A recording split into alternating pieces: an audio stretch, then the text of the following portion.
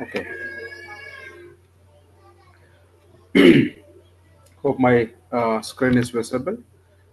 So, in first session we talked about what is mean by hazard, risk, and we have seen what is mean by qualitative risk assessment. Now we'll discuss quantitative risk assessment, and we have seen the difference as well.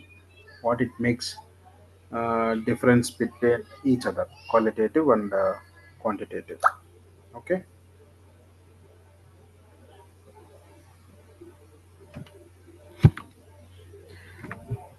Yep. So regarding this quantitative risk assessment, I think this is specific to industry, right? And there is no fixed Amar, metrics. can you please put in chat box, please?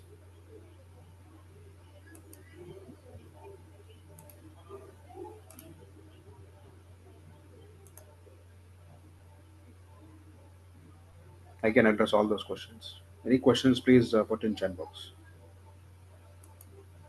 Okay.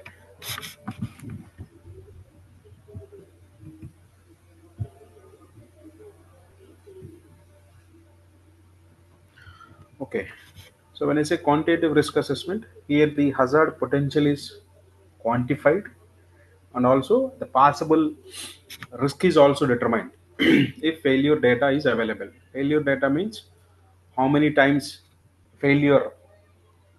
As I take an example of, if I run a motor for 1,000 hours, in 1,000 hours, how many times it got tripped, how many times it got a breakdown, or how many times it got uh, malfunctioned. All these cases we should have the data. In that case we can quantify the risk, and then it is compared with the permissible standard. So permissible standard, in the sense, as we seen in the chemical nomenclature, we are talking about TLV, threshold limit, or permissible exposure limit, which is within threshold limit. For 8 hours of duration, a person can expose up to 2 ppm, 3 ppm, I mean, as an example. So here also, the acceptable failures, there will be an acceptable failures. Even if you see an automobile, car manufacturing companies are saying that up to 1 lakh kilometers they will say some free service or guarantee, warranty, etc., etc., because they would have done the analysis, or they would have done the assessment for 1 lakh kilometers of the engine. So they found nothing is going to be happen. So in such cases, they have, or they will get confidence on their machines. They will give those guarantees, especially FMEA, failure mode effective analysis. So there they do all these assessments with respect to failures of the components, and this will indicate whether the calculated risk is lower or higher. So when you compare with the permissible standards or standard limits, then we'll understand, okay, whatever we have calculated is within the limit or over the permissible limit. Based on this, a new control measure or modification in the existing controls can be decided. Based on that assessment, then we can take necessary actions. Okay, these are the potential hazards. One is properties of the material or storage parameters and process parameters. These are the few hazard potentials can be quantified. And manual exposures, visible or measured hazards, transportation hazards, and pollution hazards. So these are the various things we can able to quantify, how extent or what extent it can pollute, and also if I transport, what will be the hazard with that. Okay.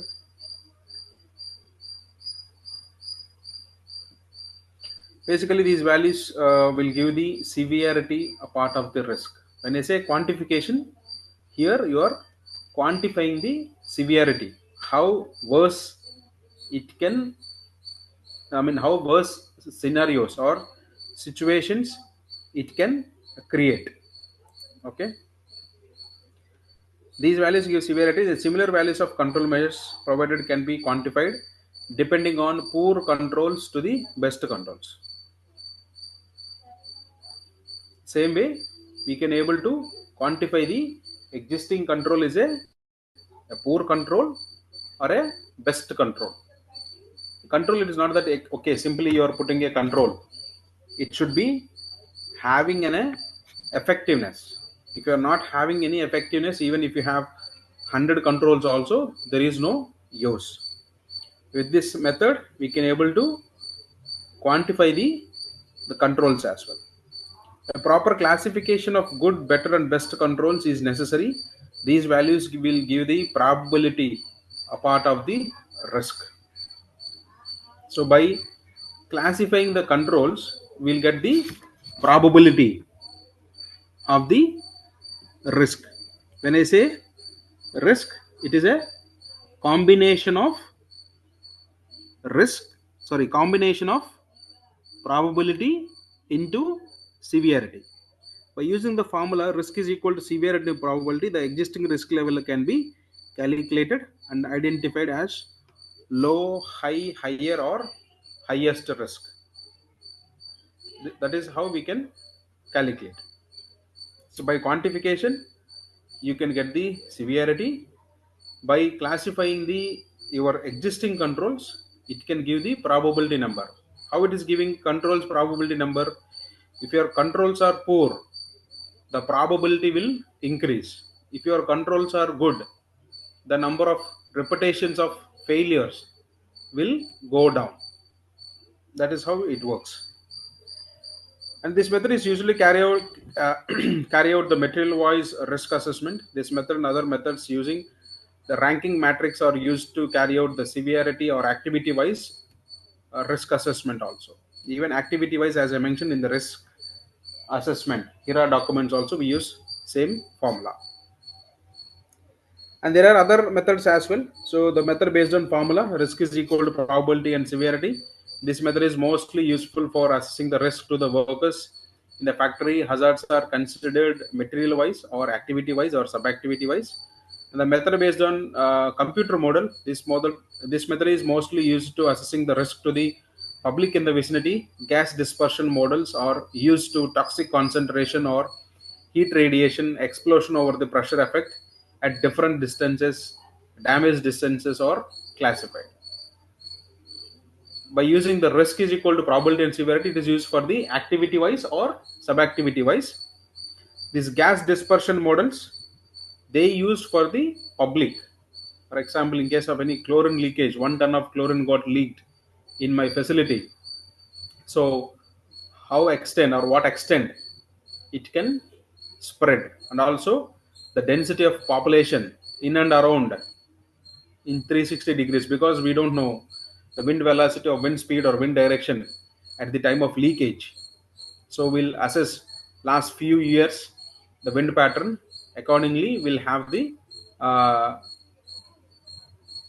emergency procedures or emergency protocol to evacuate the public within the vicinity of my facility. 1 second.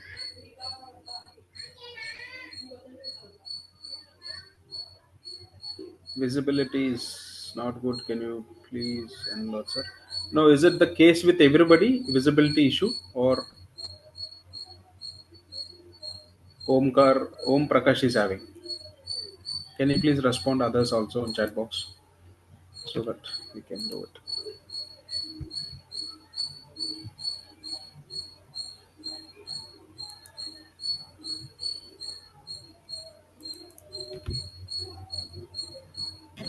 Okay. Now we'll see the risk control measures or elements in the risk management.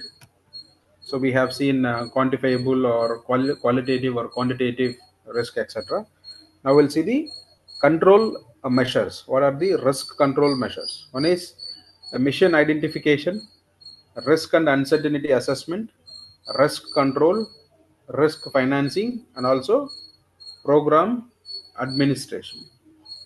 When I say mission identification, Here we are talking about establishing risk management policies and procedures, risk communication, management of contact portfolio, claims of supervision, reviewing, monitoring, and also evaluating the risk management program. It is in a high level process. So when I say policy level, you will have risk management procedures in your safety policy. You will say that providing healthy and safe workplace to the all the workers. From there all these procedures, risk assessments will come. Then you will communicate the risk by conducting the training programs, induction training programs, or job specific trainings, and management of contact portfolio. So how it can be managed, and also who will be responsible for claims supervision in case of such risk happens, how it is going to be monitored, reviewing and monitoring and evaluating the risk management program. It is about management review, that is MRM. So how it's been reviewed, or how it's been addressed in case of any changes required. Then risk and uncertainty assessment. Here we see hazard identification, risk analysis, risk measurement, and risk assessment. Then risk control. Here it is risk avoidance, how we can able to avoid the risk, and also loss prevention, loss reduction, then information management, and risk transfer. These are the other different techniques. Okay, slightly blur view. What I do is I'll slightly zoom up. Okay, so risk control in the sense avoidance of risk. These are the elements will involve. Then risk financing, risk retention or risk transfer. So risk transfer in the sense financing.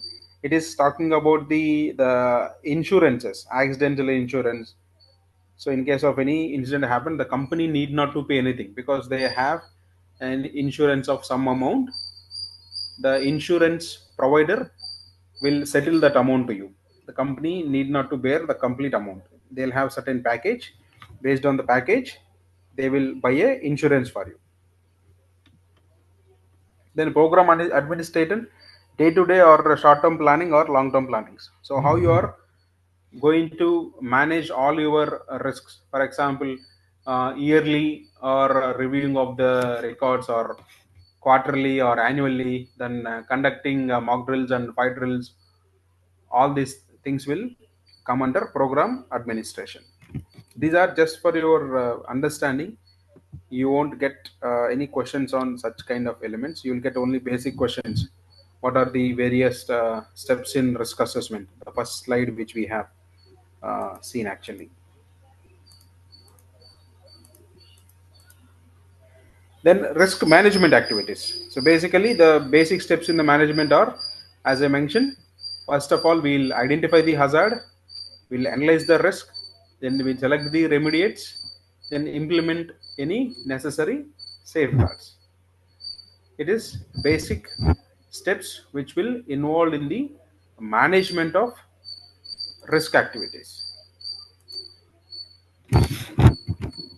Then audit and review if necessary. So risk control also include methods to improve understanding or awareness within an organization of activities affecting exposure to the risk. Here in the risk reduction activities can be focused on altering and modifying the hazard. When we say reduction in the risk control measures in our previous slide, there we have risk reduction or risk control or risk avoidance. So in the reduction things, what we do is altering or modifying the hazard. Altering or modification in the sense, we have hazard hierarchy control. There we have seen elimination, substitution, etc. Same way we try to look for the other alternatives comparing with the existing measures or parameters, so that we can try to reduce the risk. Then altering or modifying the environment in which the hazard is exist. So the path or source or immediate vicinity, that we do on a modification. Then intervening in the process whereby hazard and environment interact. Example, firewall within a structure to separate the fire prone areas from the other area, shock absorbers to stop the transfer of vibrations, silencers to stop the transfer of noise, insulation to stop the transfer of heat or electricity. These are the process interventions whereby hazard and environment interact. So this is how we are controlling. For example, there is a hazardous atmosphere outside. By putting all these controls, we can able to avoid interaction of those two things. One is hazardous atmosphere and the potential hazard, which can combinedly leads to an accident. Now we'll see what are the various risk manager duties. The risk manager is nothing but a safety officer. There is no separate role for the risk managers. It is nothing but safety officer role itself. It depends on organizations how they have defined their organization structures, etc. So basically, assisting organization in identifying the risk. What they do, they will assist organizations in the identification of the risk, implementing risk control programs. So he'll be monitoring or overseeing the risk control programs, which is nothing but the activities which they have identified for the controlling of the risk, and reviewing contracts and also documents. Example, safety audits, emergency plans, safety reports, etc., including issue insurances for risk management purposes.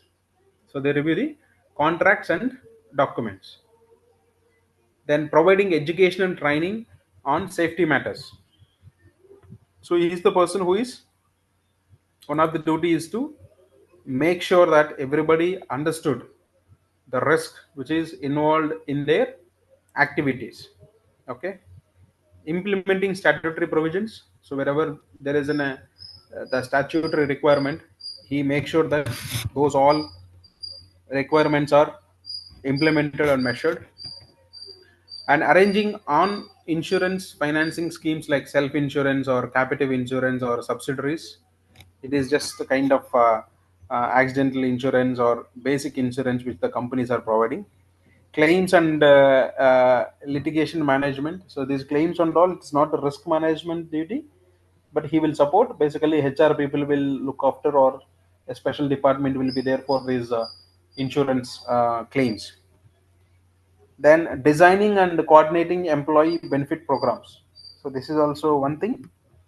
Employee benefit programs, making awareness sessions on these claims, how they can claim, and some other sessions how to ride off these insurances, etc.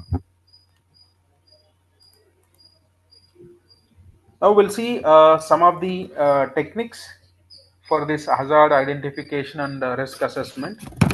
The first one is preliminary hazard analysis, so which is later changed to HAZOB. So previously HAZOB is started with PHA, preliminary hazard analysis. We see what will happen. It is an initial study to determine the hazard causes, effects, and controls. So here they assess, okay, what is causing to create an hazard? What are the reasons behind turning a healthy atmosphere into a hazardous atmosphere? Which means they will find the causes of hazards. Then effects and controls. Facts of proposed product, process, and also operation are to be known to determine hazards. For example, for a product using electric power, the hazard to be presumed or electric shock, burns, fire, sparking, hot surfaces, inadvertent starts of equipment, failure of equipment to operate at critical time to cause accident, radiation effects, electrical explosions, etc.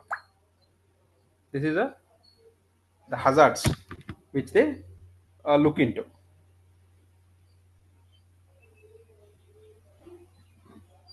Okay.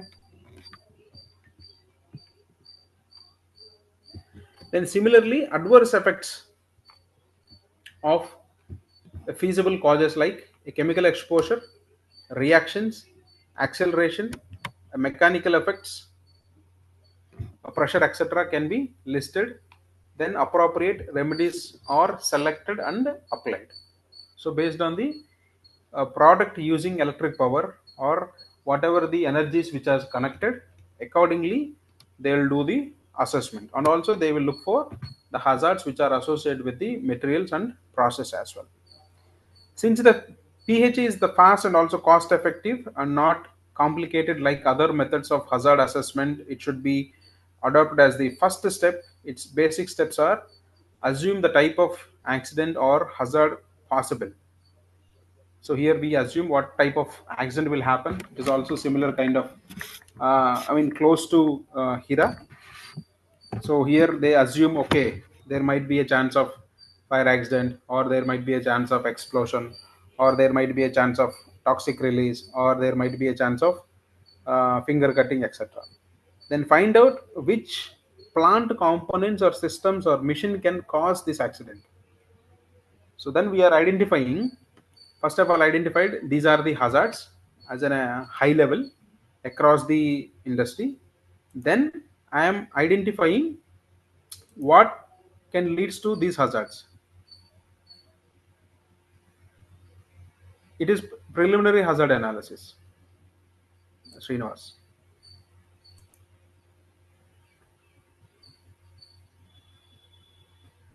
Hazard analysis also is there. It is later, but initially it is a preliminary hazard analysis.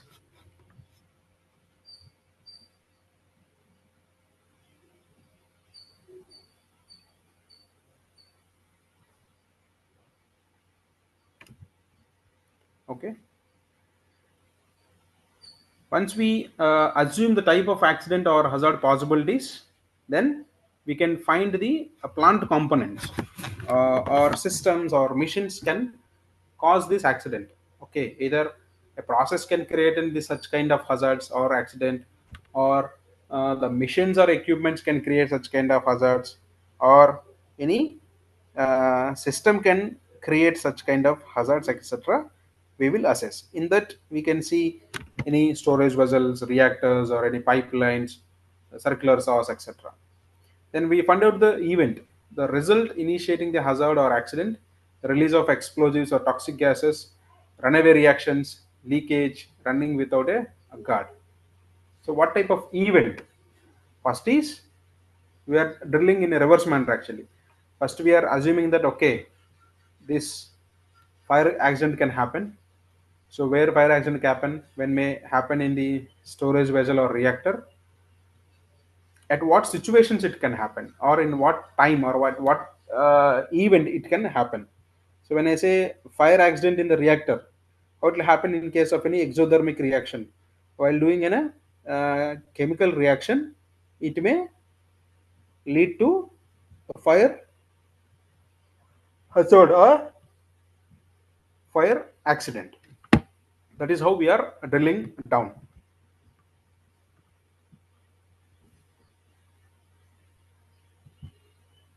Okay. Then this will be naturally suggest our corresponding safety devices like safety valves or rupture disc alarm cages and guards, interlock strips, etc. The component system of part 2 step can be further examined by analyzing the details of failures or how to remove them. Step 2 in the sense, so here based on which component, how it can failure. So here the component systems can be further examined, or like your storage systems or your equipments, your instruments, your processes can be further analyzed to remove such situations. And this study indicates which system is more or less important for a major hazard point of view, and also it limit the assessment to priority and problems, and also screening less important ones. So basically, by doing this assessment, we'll understand which areas we need to focus more and which areas we need to have less focus.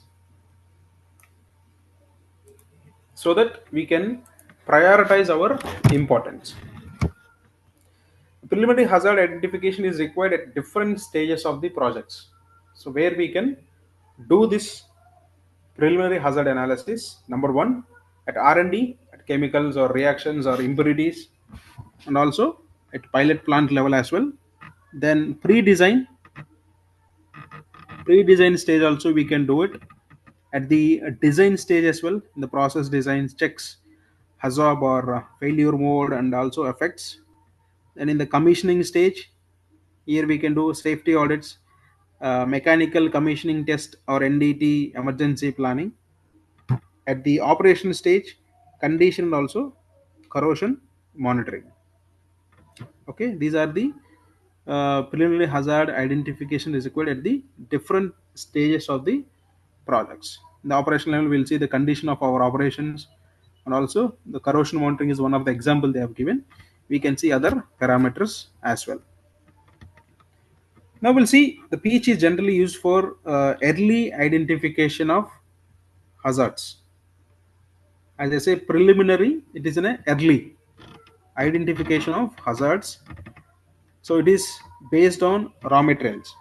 So they will look for what type of uh, raw materials are we using, then intermediates, and they will see also the final products, plant equipments, interface among the system components, how different systems or components will interact with each other.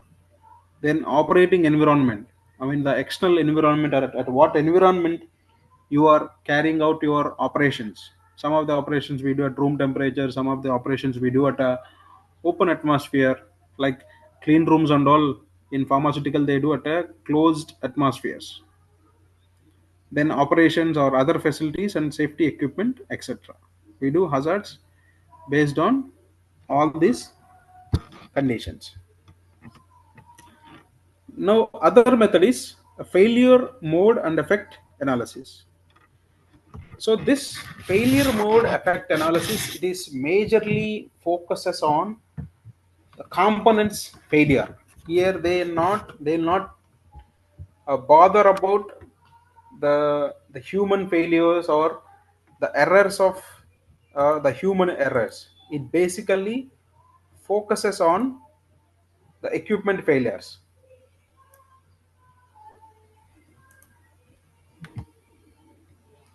Failure mode effect analysis. This procedure consider each component of the plant in turn and also all possible failure modes and rates and their consequences. The results are recorded in a standard format. Hazard study is a well development form of FMEA. Failure mode from effect analysis. The hazard has been derived. I think previously I mentioned PHA. I'm sorry. FMEA, from FMEA, the hazard has been, remodified or came out from FMEA analysis.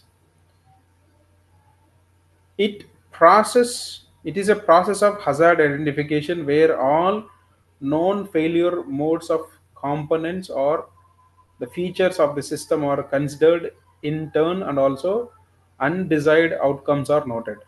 So ఇక్కడ ఏంటంటే అన్ని possible failure modes ఎన్ని రకాలుగా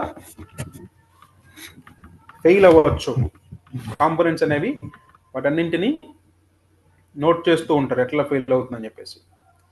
It is in a tabulation or system plant equipment failure modes. Each failure mode assigns a critical ranking. Human error, operational error is not generally examined in FMEA.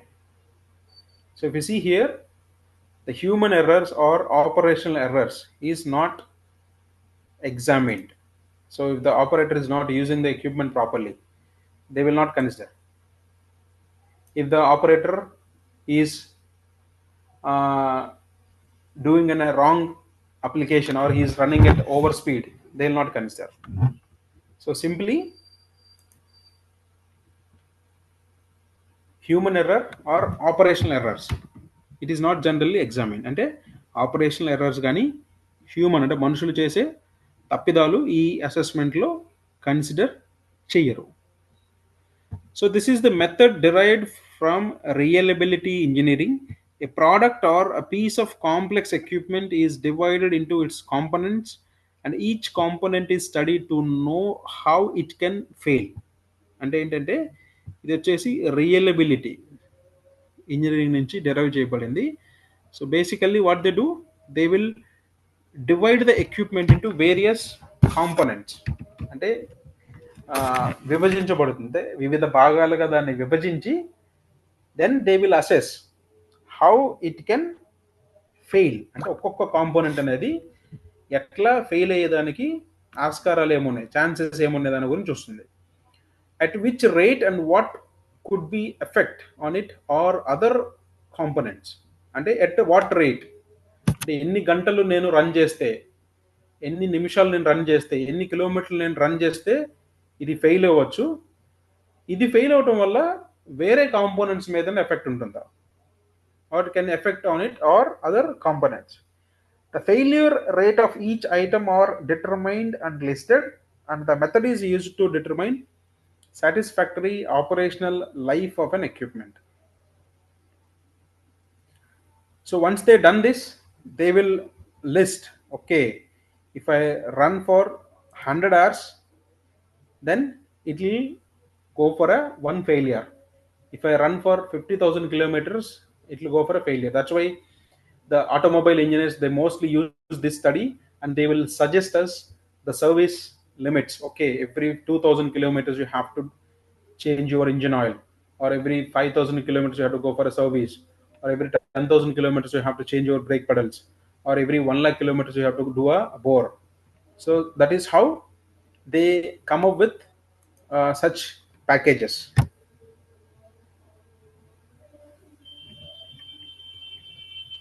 The method is used to determine the satisfactory operational life of an equipment and how maintenance and replacements.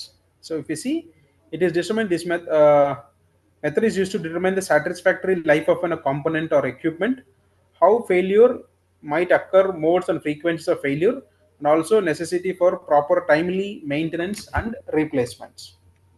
So by using this FMEA study, mostly it is used in automobiles, they define the standard maintenance and replacements of the parts.